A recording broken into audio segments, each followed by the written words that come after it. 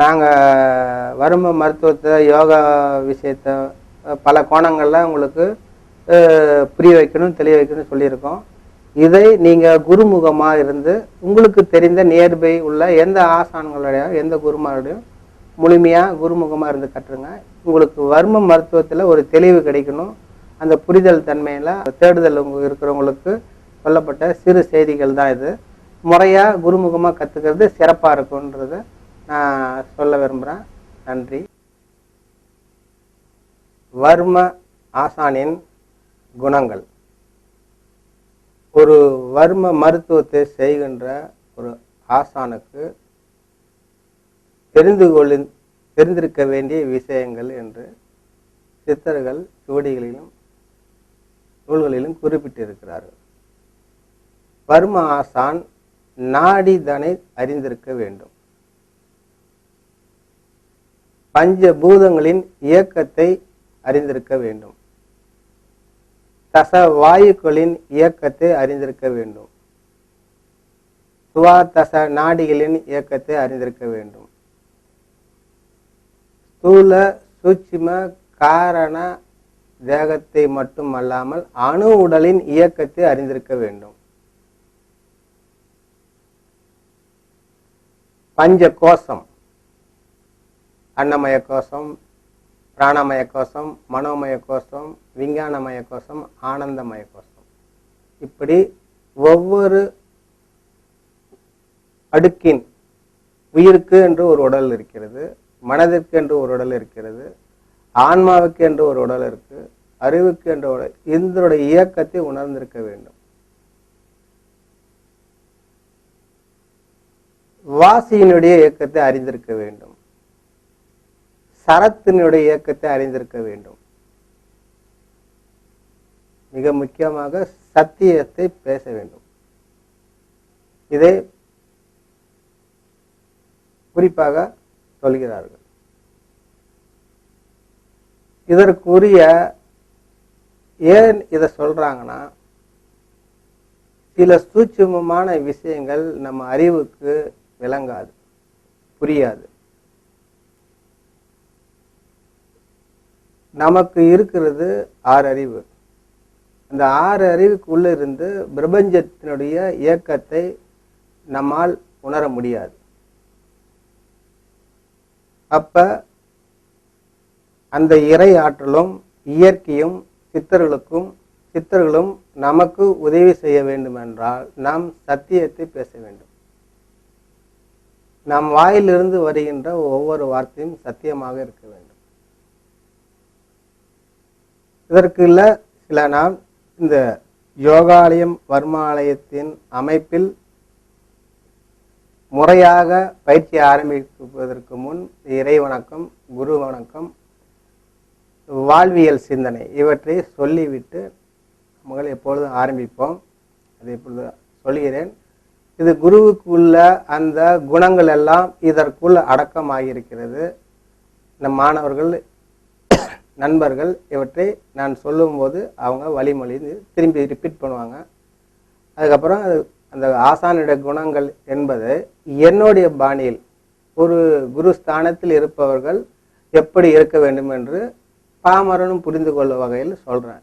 இந்த சித்தர்கள் சொன்ன விஷயங்கள் நார்மல் நம்மளுடைய உலக வாழ்க்கையில் ஒரு மருத்துவத்தை செய்யும்போது அவர் குருவுக்குடைய தகுதிகள் எப்படி இருக்க வேண்டும் என்று இந்த இறை வணக்கம், குரு வணக்கம், இந்த வாழ்வியல் சிந்தனையை சொல்லி முடித்த பிறகு அதற்கு ஒரு விளக்கம் தருகிறேன். இப்போ நண்பர்கள், நம் மாணவர்கள் சொல்வதை அப்படி திருப்பி சொல்வார்கள். சொல்றதை அப்படி சொல்லுங்க. ஓம் சப்த ஜோதி பிராணன் பருப்பொருள் இவற்றின் ஸ்தூல சூட்சும சொரூபங்களில் கலந்து நின்று கடந்து நிற்கும் பரம்பொருளை எல்லையற்ற பொறுமை, சகிப்புத்தன்மை, மன்னித்தல், விட்டு கொடுத்தல், நம் வாழ்க்கையை மற்றவரின் சந்தோஷத்திற்காக தியாகம் செய்தல். இதுவே அமைதி வாழ்விற்கு வழிவகுப்பதாகும். என் எண்ணம், சொல், செயல் இவற்றின் மூலம் உலகத்தார் அனைவரும் இன்புறுகிறார்கள். உலகத்தாரின் எண்ணம், சொல், செயல்களை அவர்கள் நிலையிலிருந்து ஏற்றுக்கொண்டு நடுநிலையிலிருந்து செயல்படுகின்றேன். நான், எனது குடும்பம், எனது தொழில்கள் இவ்வுலகம் செழிக்க நாள்தோறும் எல்லா வகையிலும் முன்னேறி மிக சிறப்பாக வளர்ச்சி அடைந்து கொண்டு பண்ணுகின்றேன்.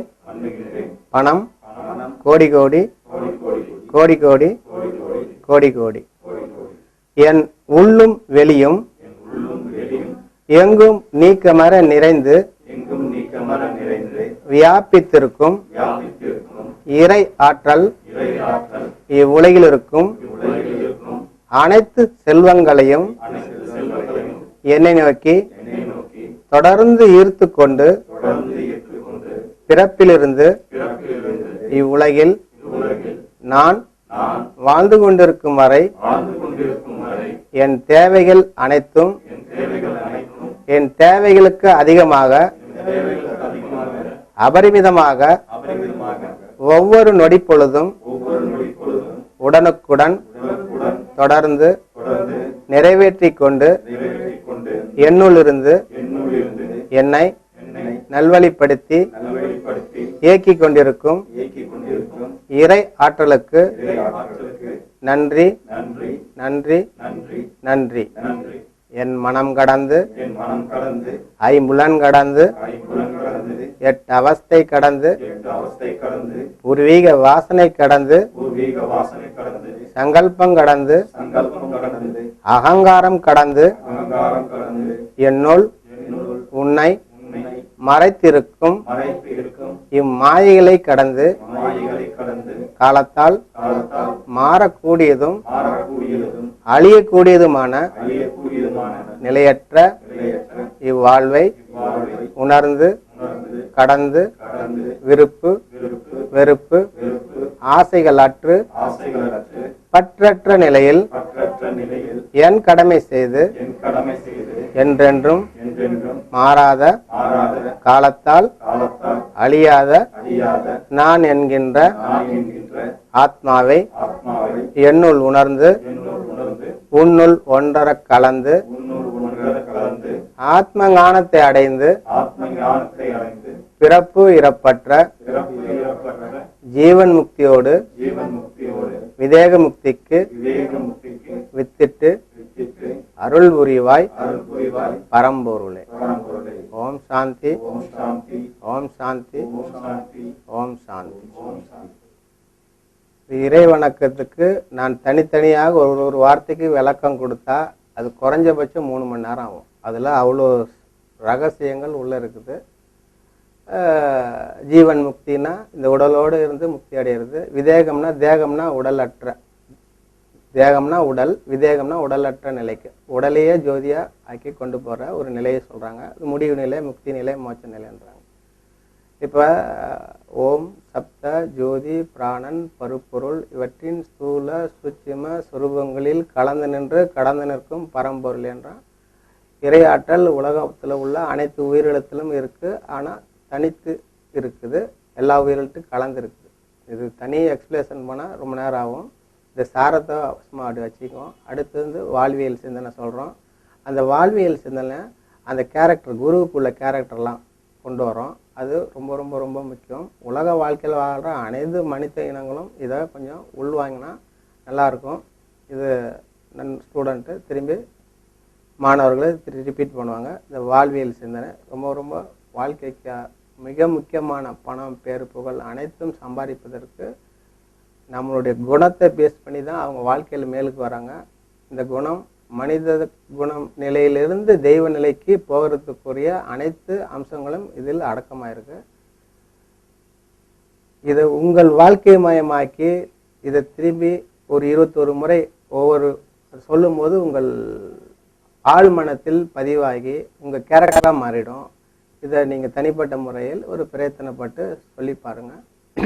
ரொம்ப இயேசு புத்தரெல்லாம் சொல்லுவாங்க, ஒரு கணத்தில் இருந்தால் மறு கணத்தை காட்டு, மூன்றாவதாக இருந்தால் நீங்கள் முதுக திருப்பி காட்டுவீங்க. அந்த பெரிய பெரிய மகான்கள் ஞானிகள்னு சொல்கிறாங்களா, அவர்களை விட பக்குவப்பட்ட ஒரு ஆன்மாவாக மாறுவதற்குரிய வார்த்தைகள் இதில் அடக்கமாயிருக்கு. உங்கள் ப்ராக்டிக்கல் லைஃப்பில் கொஞ்சம் அப்ளை பண்ணி பாருங்கள், உங்கள் வாழ்க்கை மாறும், எல்லாமே மாறும். நீங்களே இது ஒரு மாணவர்களுக்கு நூற்றுக்கணக்கான ஆயிரக்கணக்கான மாணவர்கள் வாழ்க்கை மாறி இருப்பது அவர்கள் சொல்லி நான் கேட்டிருக்கிறேன். இது முக்கியமான செய்திகள். இந்த வாழ்வியல் சிந்தனை நான் சொல்வது மாணவர்கள் திரும்பி சொல்வார்கள். சொல்கிறேன், கேளுங்க. அன்பின் சொரூபம், ஆத்மாவின் உண்மை சொரூபம் அன்பு வடிவமானது. அன்பு, கருணை, தயவு, இரக்கம், பந்தம், பாசம், காதல், நேசம், நட்பு, பக்தி, இவைகள் அனைத்தும் அனைத்து சுற்றும் சூழல்களிலும் அனுதினமும் மனம் முழுதும் நிறைந்து வழிந்து ஒவ்வொரு உயிரிடத்திலும் அன்பை அபரிமிதமாக தொடர்ந்து செலுத்திக் கொண்டிருக்கின்றேன். வாழ்வின் உயர்ந்த தவம் எல்லையற்ற பொறுமை. பொறுத்தார் பூமி ஆழ்வார். நாம் நம்மை ஆள்வதற்காக, நாம் நம் உணர்ச்சிகளை ஆள்வதற்காக எல்லையற்ற பொறுமையை கைகொள்ள வேண்டும். பொறுமை கடலினும் பெரிது. கடலிற்கும் ஆழம், அகலம், கொள்ளளவு, பரப்பளவு உண்டு. கடலிற்கும் எல்லை உண்டு. ஆனால் பொறுமைக்கு எல்லை இருக்கக்கூடாது. எல்லையற்றது வானம். எல்லையற்ற நம் பொறுமை நம் வாழ்வை வானளவு உயர்த்தும். பொறுமைக்கு தொடர்குறியிட்டு தொடர்ந்தவர்கள் வாழ்வு தொடர்ந்தது. பொறுமைக்கு முற்றுப்புள்ளி வைத்தவர்கள் வாழ்வு முடிந்தது. இவ்வுலகில் தோல்வியுற்றவர்கள் அனைவரும் பிரச்சனைகளை கண்டு பின்வாங்கி ஓடியவர்களே. பிரச்சனைகளை எதிர்கொண்டு எல்லையற்ற பொறுமையை கைகொண்டு கடைசி வரை தாக்குப்பிடித்து நின்றவர்களே வாழ்வில் வெற்றி பெற்றவர் ஆவர். வாழ்வின் உயர்ந்த பண்பு மன்னித்தல். மன்னிப்பு மறுவாழ்வளிக்கும். தண்டிப்பு தலைகுனிய செய்யும். மன்னிக்கப்பட்ட மனம் மீண்டும் தவறு செய்ய தயங்குகிறது. தண்டிப்பு மீண்டும் தவறு செய்ய அங்கீகாரம் பெறுகிறது. மனிதனை மனிதனாக வாழ வைப்பது மன்னிப்பு. மனிதன் மிருகமாவதை தடுப்பது மன்னிப்பு. மன்னிக்கும் குணத்தால் மனிதனும் தெய்வமாகிறான். மனித வாழ்வு போர்க்களமாவதை தடுப்பது மன்னிப்பு. மனித வாழ்வு நந்தவனமாக மாற செய்வது மன்னிப்பு. இவ்வுலகில் மன்னிக்க முடியாத குற்றங்கள் என்று ஒன்றில்லை.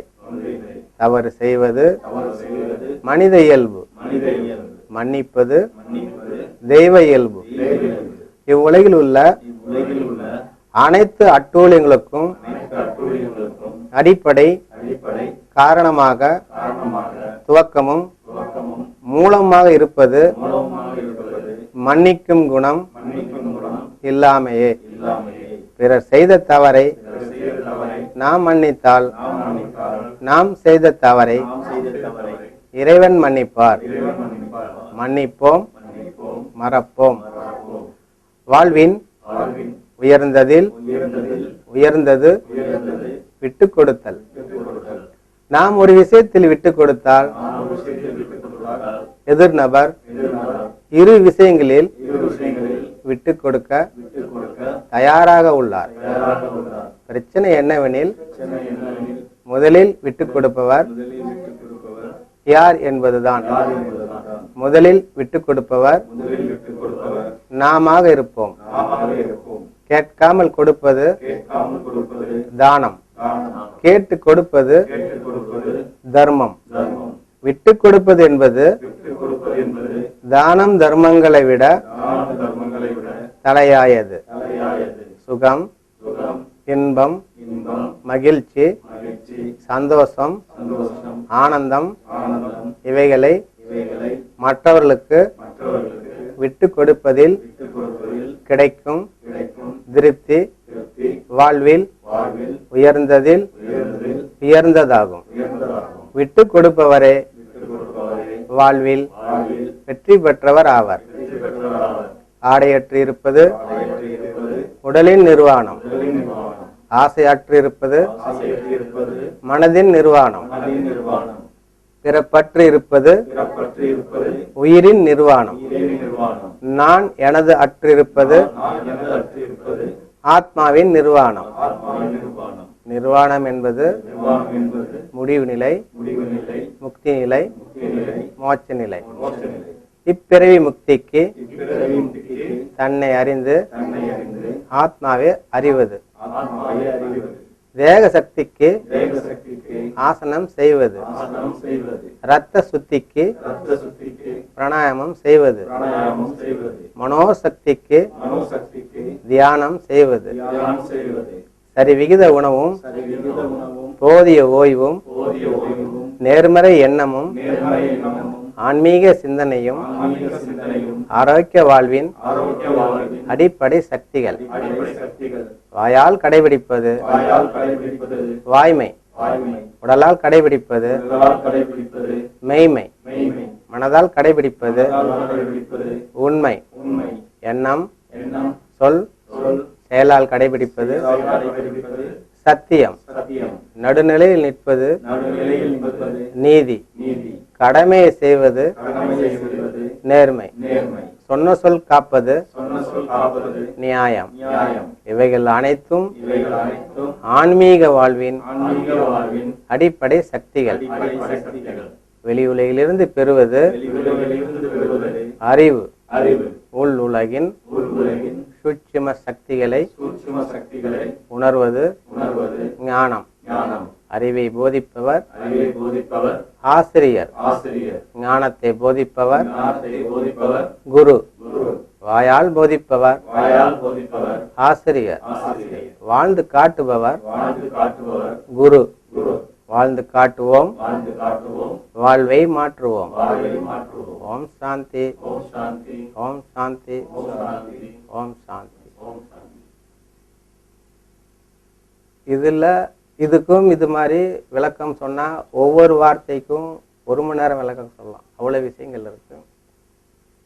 ஆத்மாவின் உண்மை சொருவம் அன்பு வடிவமானது என்று சொன்னேன். அந்த அன்பு பலவாறாக பிரிஞ்சிருக்குது.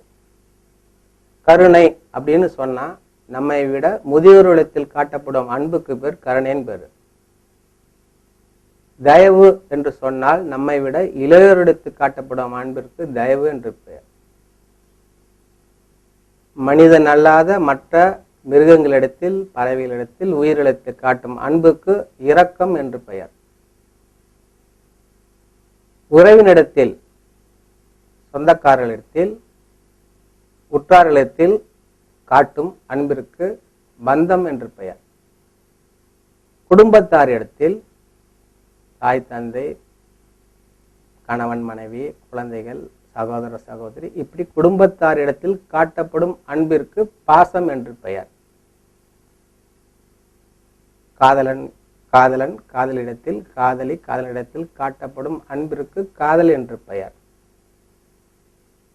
பிறந்த மண் மீது, நாட்டின் மீது காட்டும் அன்பிற்கு நேசம் என்று பெயர். நண்பர்களிடத்தில் காட்டும் அன்பிற்கு நட்பு என்று பெயர். இறைவனிடத்தில் காட்டும் அன்பிற்கு பக்தி என்று பெயர். இப்படி ஒவ்வொரு விஷயத்தையும் விளக்கம் கொடுத்தா இதில் பெரிய உரையை சொல்ல வேண்டியிருக்கும். இந்த வாழ்வியல் சிந்தனையை ஒவ்வொருவரும் தங்கள் வாழ்க்கை மயமாக்கி வாழும் பொழுது அவர்கள் வாழ்க்கை மிக பிரகாசமாக சுபிச்சமாக பணம் பேர் புகழ் அனைத்து செல்வங்களும் உங்களை நாடி வந்து சேரும். இது குருக்குள்ள குணங்களில் மட்டுமில்லை, ஒவ்வொரு மனிதர்களுக்கும் இருக்க வேண்டிய குணங்கள் என்று இதை தங்கள் வாழ்க்கையில் அப்ளை பண்ணி பாருங்க. அடுத்து எப்போ பயிற்சி துவங்கினாலும் சரி முடிக்கும் போது குருவுக்கு வணக்கம் சொல்றோம். ஏன் குருவுக்கு வணக்கம் சொல்றோம்? நமக்கு இருக்கிறது 6 அறிவு.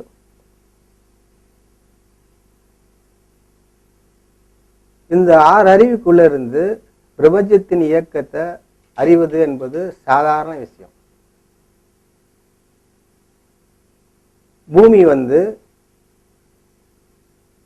எவ்வளவு பெருசுக்கு இருக்குன்னு நீங்களே கற்பனை சொல்லப்பா. அதுல சயின்ஸ் படி சொல்லுது எத்தனையோ லட்சம் மடங்கு பெருசுன்னு.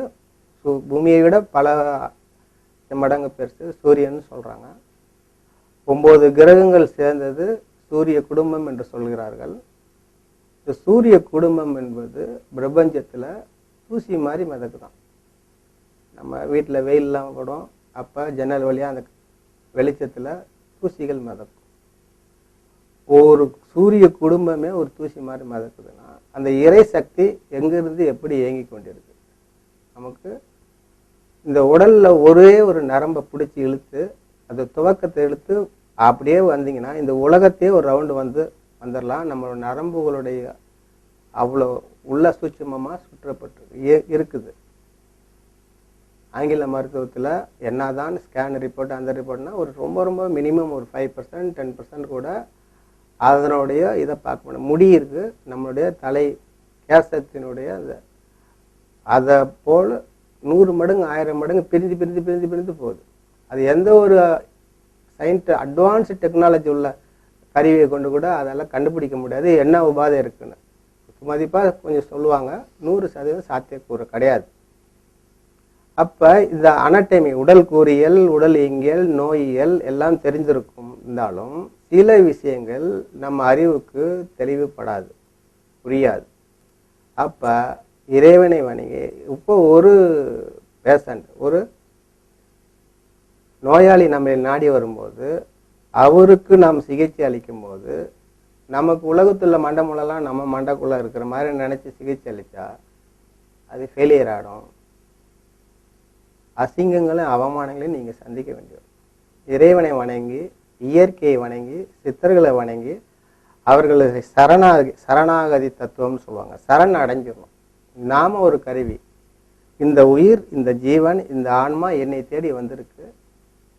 அந்த ஆன்மா வேதனையோடு இருக்குது. இதை எப்படி குணமாக்கணும் அப்படின்ட்டு பொறுப்பு அவங்கள்ட்ட கொடுங்க. நீங்க கருவியா இருந்து செயல்படுங்க. உங்களுக்குள்ள உள்ளுணர்வுல 1000 சத்தங்களுக்கு படிப்பீங்க, 1000 மருத்துவம் சார்ந்த ஆன்மீக சார்ந்த நூல்களை படிச்சிருப்பீங்க. ஆனா சித்தர்கள் உங்களுக்குள் இருந்து உள்ளுணர்வில் வழி நடத்துவார்கள். ஏன்னா உங்க அறிவுக்குள்ள இருந்து யோசனை பண்ணா சில விஷயங்கள் புரியாது. நம்ம சித்த மருத்துவத்துல தான் தமிழ் மருத்துவத்தில் சொல்றோம், சில வியாதிகளை மருந்துகளால் குணமாக்க முடியாதுன்னு சொல்றாங்க. கர்ம வியாதின்னு சொல்றாங்க. அந்த கர்ம வியாதி இறை சக்தியால் மட்டுமே குணமாகும்னு சொல்றாங்க. எந்த மருத்துவத்திலையும் குணமாக்க முடியாத ஒன்றை இறை சக்தியால் குணமாக்க முடியுன்றாங்க. அப்படி இறை சக்தியால் குணமாக்கணும் போது நம்ம அறிவை கொண்டு சிந்திப்பது தவறு. அதனால அந்த குருவுக்கு வணக்கம் செய்வது உங்களுக்கு எப்போதும் பக்கபலமாக அவங்க இருப்பாங்க. கண்டிப்பாக ஒவ்வொரு மருத்துவர்களும் இந்த பயிற்சி செய்பவர்களும் இந்த குரு வணக்கத்தை நீங்க சொல்லிட்டு செய்யுங்க. எல்லா சிறப்பாக அந்த செயல் முடிவதற்கு உதவியா இருக்கும். நான் சொல்றேன், மாணவர்கள் திருப்பி சொல்லுவாங்க. குரு வணக்கம்.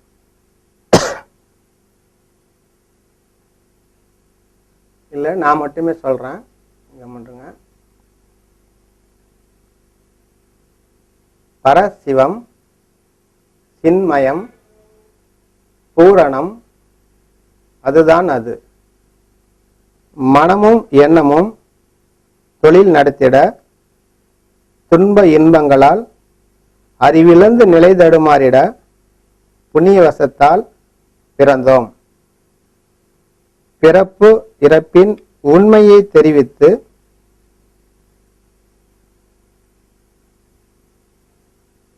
மன அமைதிக்கும் உடல் ஆரோக்கியத்திற்கும் வாழ்க்கை வெற்றிக்கும் மனித வாழ்வியலை வகுத்து கொடுத்து தன்னை உணர்ந்து ஆத்மாவை அறிந்து பிறப்பிறப்பிலிருந்து விடுபட்டு முக்தி மோட்சம் இறைநிலையை அடைய யோகம் ஞானம், மருத்துவம், ஜோதிடம், மாந்திரிகம், கலைகள், இலக்கண இலக்கியங்களை வகுத்து கொடுத்து படைத்து கொடுத்து மனித சமுதாயத்தை வாழ வைத்துக் கொண்டிருக்கும் ஆதிகால சித்தர்கள் முதற்கொண்டு இப்பொழுது வந்திருக்கும் சித்தர்கள் அனைவருக்கும் எனது பணிவான நன்றிகளையும் வணக்கங்களையும் தெரிவித்துக் கொள்கின்றேன். ஓம் சாந்தி, ஓம் சாந்தி, ஓம் சாந்தி.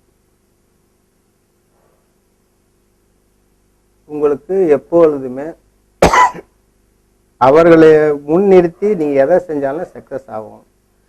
நம்மளுடைய அறிவுக்கு எல்லாமே விளங்கிடுச்சு நீங்க செஞ்சா நிறைய விஷயங்கள் ஃபெயிலியர் ஆகும்.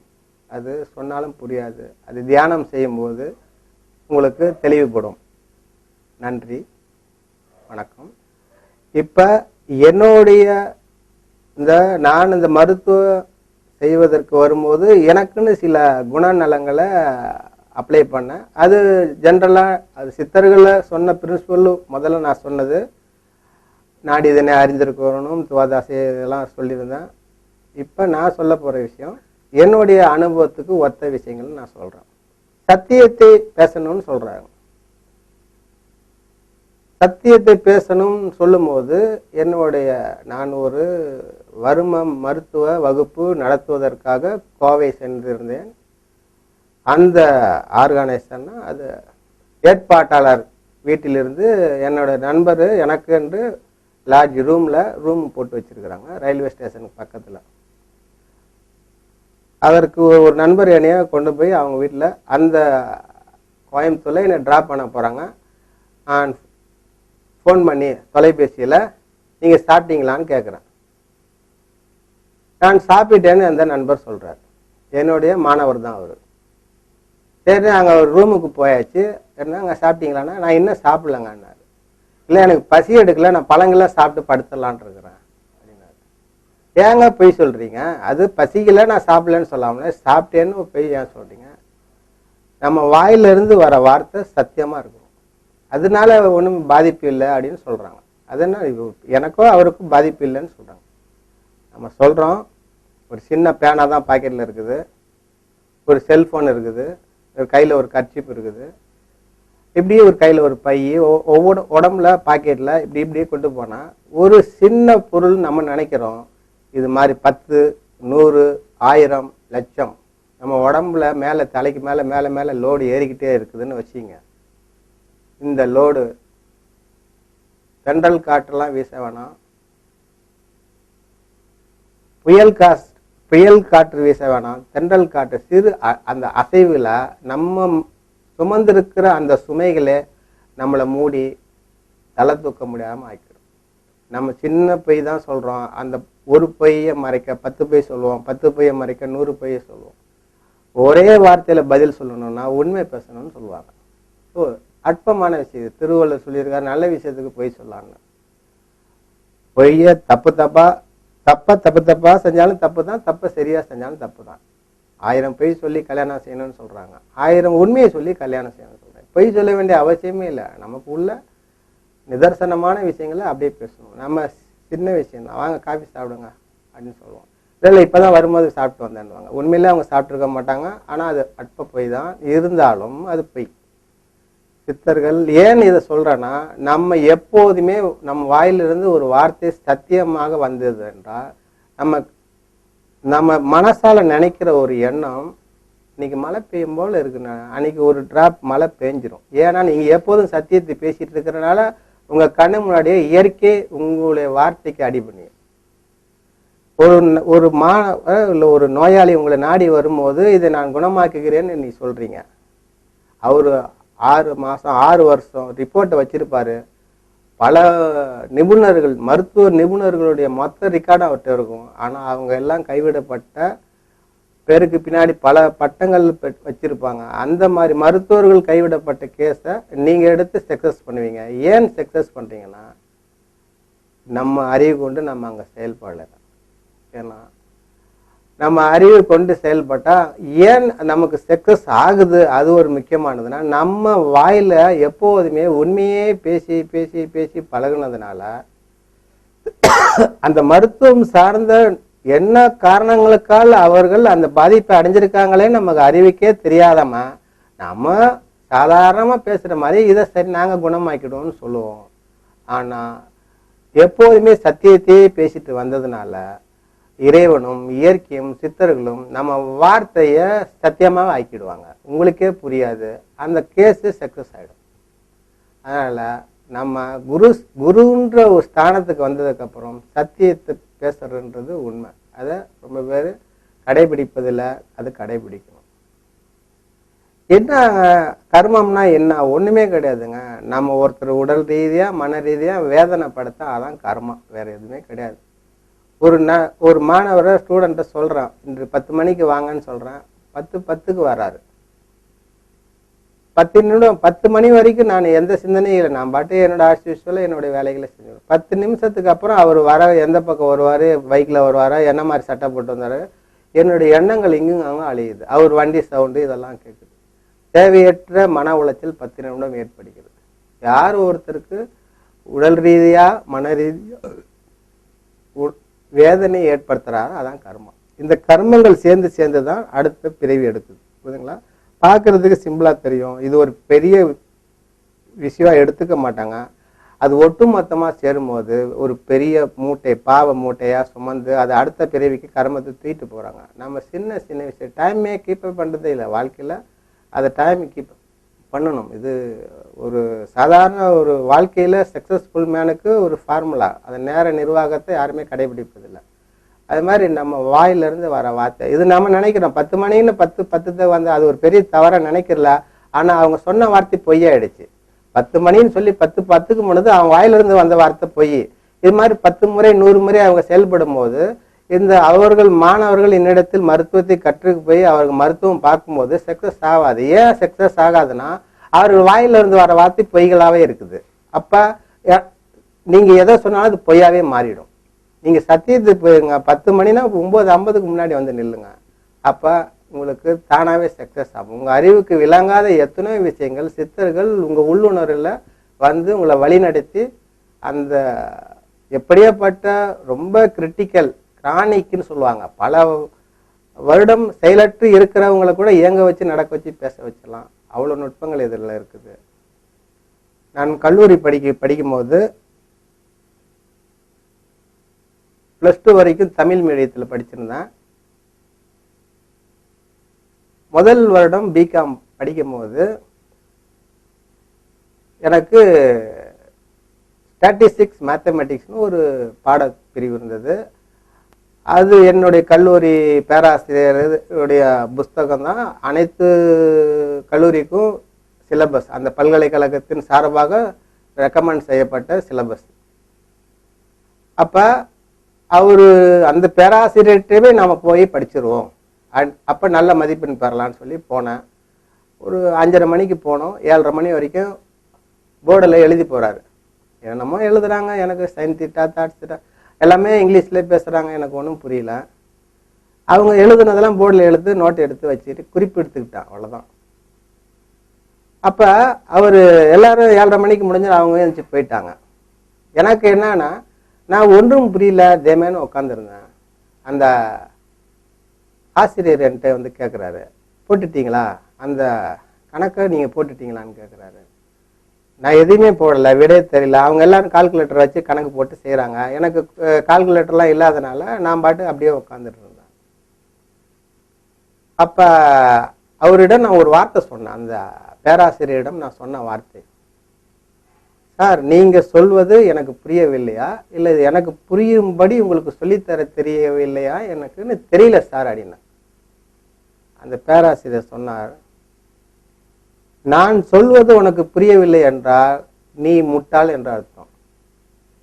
உனக்கு புரியும்படி எனக்கு சொல்லித்தர தெரியவில்லை என்றால் நான் முட்டாள் என்று அர்த்தம். நான் முட்டாளா நீ முட்டாளா என்று ஆராய்ந்து பண்ணுவது இப்போ வேணும். உனக்கு புரியல உட்காருன்னு என்னை உட்கார வச்சாரு. கணக்கு போட்டார். எனக்கு கூட்டல் பெருக்குலேருந்து எனக்கு சொல்லிக் கொடுங்க சார் அப்படின்னு. ஒவ்வொரு ஸ்டெப் அவர் வந்து டக்கு டக்குன்னு கால்குலேட்டர் போட்டார். அதுக்கெல்லாமே நான் தெளிவுபடுத்தி ஒவ்வொரு ஸ்டெப்பும் சொல்லுங்கண்ணா. ஒரு அரை பக்கத்தில் போகிறத ஒரு 10 பக்கத்தில் விளக்கமாக எழுதிட்டு வரேன். அந்த பேராசிரியர் மனைவி வந்து சாப்பாட்டுக்காக கூப்பிட்றாங்க. 7:30 மணிக்கு துவங்கிய ஒரே ஒரு கணக்குக்கு விடை பார்க்குறோம். 8:30, 9:00, 10:00. அப்புறம் அவங்க பொண்ணு வந்து கூப்பிட்றாங்க, அவங்க மனைவி வந்து கூப்பிட்றாங்க. இவர் ஒரு முறைச்சாரு. அவங்க போய் படுத்துட்டு சாப்பிட்டுட்டு தூங்கியே போயிட்டாங்க. எனக்கு அந்த கணித பாடத்தை முடிக்கும் போது கிட்டத்தட்ட 11:45, 3.25 மணி நேரத்துக்கு மேலே ஒரு செம்ம போகிறேன். 7:30, 8:30, 9:00, 10:00, 11:00, 4 மணி நேரம் ஆகிப்போச்சு கிட்டத்தட்ட எனக்கு. அப்போ இந்த சப்ஜெக்ட் புரிஞ்சிச்சான்னு கேட்டேன். அவருக்கு அந்த கணிதம் உங்களுக்கு புரிஞ்சிச்சான்னு கேட்டார். எனக்கு புரிஞ்சிச்சு சார் அப்படின்னா. அப்போ அவர் சொன்ன வார்த்தை என்னன்னா, மாணவன் எந்த நிலையில் வேணாலும் இருக்கலாம். உலகத்திலே மாங்காய் மடையன் தேங்காய் மடையன்னு சொல்லுவாங்க. 1ஆம் நம்பர் மாங்காய் மடையன் தேங்காய் மடையன். மாங்காய் மடையனா என்ன, தேங்காய் மடையனா? சீசனுக்கு வருஷத்துக்கு ஒரு முறை தான் மாங்காய் காய்க்கும். வருஷத்துக்கு ஒரு முறை. எப்பயாவது ஒருத்த முட்டாளா இருந்தா அவனுக்கு பேர் மாங்காய் மடையன்னு சொல்லுவாங்க. எப்போதுமே ஒருத்த முட்டாள். தேங்காய்க்கு சீசனே கிடையாது, 365 அவைலபிளா இருக்கும். ஆனால் எப்பொழுதுமே ஒருத்த முட்டாளா இருக்கிறான்னா அவனை தேங்காய் மடையன்னு சொல்லுவாங்க. அப்ப ஒரு மாணவன் எந்த நிலையில் இருந்தாலும் சரி, அவர் நிலைக்கு நீங்க இறங்கி போய் அவங்களுக்கு புரிய வைக்கணும். அதுதான் ஆசிரியருக்கு உள்ள குணம் அப்படின்னு எனக்கு சொல்லி கொடுத்தாரு. அதாவது மாணவனை இழிவுபடுத்துறதுக்காக அவர் சொல்ல வார்த்தையில, மாணவன் எந்த அவர் தகுதிக்கு நீ கீழே இறங்கிடும், நீ வந்து உன் நிலையில இருந்து நீங்க அங்க சொல்லி கொடுக்க கூடாதுன்னு சொல்லி, இன்று நான் சிறப்பா இந்த பயிற்சிகளையும் பாடங்களையும் நடத்திட்டு வருவதற்கு என்னுடைய முதல் குருன்னா அந்த பேராசிரியர் தான். ஏன்னா இன்று வரையும் புரியலைன்னா, ஒரு 10 பேர்ல ஒருத்தர் புரியலைன்னா 9 பேரை பத்தி நான் சிந்திப்பதே கிடையாது. அவருக்கு புரிய வச்சு தெளிவுபடுத்ததுக்கு அப்புறம் தான் நான் தொட்டில் பிளக்க சுடுகாடு வரைக்கும் அவங்க சார வரைக்கும் மறக்கக்கூடாது. அந்த சிலபஸ் அந்த அளவுக்கு அவங்க மனசுல ஆள் மனசுல பதிவு. நம்ம ஒரு சிஷியனை உருவாக்கணும், அவனுக்கு தெளிவுபடுத்தணும், அவன் வாழ்வாதாரம் மாறணும். அவங்க இது மாதிரி நூற்றுக்கணக்கான ஆயிரக்கணக்கான பேர் மருத்துவம் செய்யணும். அதுதான் அந்த குருக்குரிய சரியான தகுதின்னு நான் நினைக்கிறேன். என்னுடைய அனுபவத்துல நான் சொல்றேன்ற கருத்து இது. இது மாதிரி நம்ம அறிவை கொண்டு சரி இதெல்லாம் குணமாக்குவது இறை தன்மைதான்ன்றது நல்லா உணர முடியும். சித்தர்கள் நமக்கு உதவி செய்கிறாங்கன்னு நம்மளால உணர முடியும். நன்கு தியானம் செய்யுங்க. அவங்களுடைய ஊழ்வினை கர்மா அவங்க எப்படி இருக்கு எல்லாமே உங்க மனசுல நன்கு உணரக்கூடிய முடியும். இந்த வாழ்வியல் சிந்தனைலாம் சொல்லிக்கிட்டு முறையா இறைவனை வணங்கி இயற்கை வணங்கி சித்தர்கள் வணங்கி அந்த உயிர் ஜீவன் ஆன்மா வேதனையோடு இருக்கு, இதற்கு குணமாப்பதற்கு எனக்கு வழி நடத்துங்கன்னு சொல்லி நீங்க அவங்க ட்ரீட்மெண்ட் கொடுங்க. எப்படி சக்ஸஸ் ஆகணும் உங்களுக்கே தெரியாது, பிரமிச்சு போயிடுவீங்க, அவங்களே பிரமிச்சு போயிடுவாங்க, சக்ஸஸ் ஆகும். இது குருவருடைய குவாலிட்டி குணங்கள்ன்று நான் சில விஷயங்களை என்னுடைய வாழ்க்கையில் ஃபாலோ பண்ணுறேன். நீங்களும் அப்ளை பண்ணி பாருங்கள், சக்ஸஸ் ஆகும். எல்லாமே அறிவுக்கு விளங்காது, அவர்கள் மறைமுகமாக உள்ளுணர்வில் உங்களுக்கு வழி நடத்தி கொண்டிருக்கிறார்கள் என்பது நீங்கள் உணர முடியும். அவர்களுக்கு சரணாகதி ஆகும்போது அந்த அவங்கள்ட்ட பொறுப்பை ஒப்படைச்சிருங்க. நீங்கள் தான் செய்கிறேன்னு என்னைக்கு உங்கள் அகங்காரத்தில் நீங்கள் செய்கிறீங்களோ அன்று அசிங்கங்களையும் அவமானங்களையும் நீங்கள் சந்திக்க வேண்டியிருக்கும். எந்த ஒரு கலையும் கடல் மாதிரி போக போக போக டெப்த்து போயிட்டே இருக்குது. ஒவ்வொரு நுட்பமும் ஒவ்வொரு சூட்சமங்களும் பல ஆசான்களிடம் இருக்குது. நான் எல்லாத்தையும் தெரிஞ்சுக்கிட்டேன் அப்படின்னு சொன்னா ஒன்று அகங்காரத்தில் பேசிட்டு இருக்கிறாங்க, இல்லை அறியாமையில் பேசிட்டு இருக்கிறாங்க. இதை மாதிரி 100 பிரிவு இல்லை 1000 பிரிவு எடுத்தாலும் கற்றுக்கொள்ள முடியாது. எந்த ஒரு கலையும் அவ்வளோ நுட்பங்களும் சூட்சமங்களும் இருக்குது. ஒவ்வொரு நாளும் இன்று வரை நான் மாணவனாக தான் இருக்கிறேன். இன்று வரையும் பல குருமார்களை சந்தித்து நான் கற்றுக்கொண்டு தான் இருக்கிறேன். எனக்கு தெரிஞ்ச ஒரு விஷயத்த மற்றவங்களுக்கு சொல்லித்தரேன். மற்றவர்களெல்லாம் குருஸ்தானத்திலிருந்து சொல்லித்தராங்க. நான் என்ன பண்ணுறேன்னா ஃப்ரெண்ட்ஷிப்பாக தோழமை பாணியில் நான் சொல்லி கொடுக்குறேன், அவ்வளோதான். அதாவது எனக்கு முன்னாடி கற்றுக்க வாய்ப்பு கிடைச்சிருக்கு, உங்களுக்கு பின்னாடி கற்றுக்க வாய்ப்பு கிடைச்சிருக்கு, இவ்வளோதான் வித்தியாசமே. என்னுடைய அனுபவங்களை உங்கள்கிட்ட ஷேர் பண்ணிக்கிறேன், என்னுடைய எக்ஸ்பீரியன்ஸை உங்கள்கிட்ட பகிர்ந்துக்கிறேன், இவ்வளோதான். ஆனால் அது அந்த நம்ம குருக்குன்னு பாணி இருக்கும்போது மாணவர்களுக்கு இவங்களுக்கு டிஸ்டன்ஸ் ஆகி போயிடுது. அவர்கள் கேள்வி கேட்கறதுக்கே பயப்படுறாங்க. அப்படி கேட்டாலும் இவங்களும் அந்த அளவுக்கு தெளிவுபடுத்துறதும் கிடையாது. அது பரிபாசையா சித்தர்கள் பாடல்கள் சொல்லி அவங்களுக்கு அவங்க மனநிலைக்கு ஒரு பாமரனும் புரிந்து கொள்ளும் வகையில் ஒரு எளிமையான முறையில் சொல்லி தருவதில்லை சில குருமார்கள். அதனால நம்ம எளிமையா ஒரு ஃப்ரெண்ட்ஷிப்பாக கேஷுவலாக அப்படி பேசும்போது அவங்களுக்கு எளிமையாக புரிஞ்சுக்குது. இதெல்லாம் நான் என்னுடைய மாணவர்கள்ட்ட நான் அப்ளை பண்ணக்கூடிய ஒரு சில உத்திகள். அதனால் இது ரொம்ப சிறப்பாக இருக்குது. நீங்கள் யாராவது இந்த மாதிரி பயிற்சியை கொடுக்கும்போது இந்த சில உத்திகளை ஃபாலோ பண்ணுங்கள். சிறப்பான வெற்றி பெறுவதற்கான வழிமுறைகள் இது. நன்றி, வணக்கம்.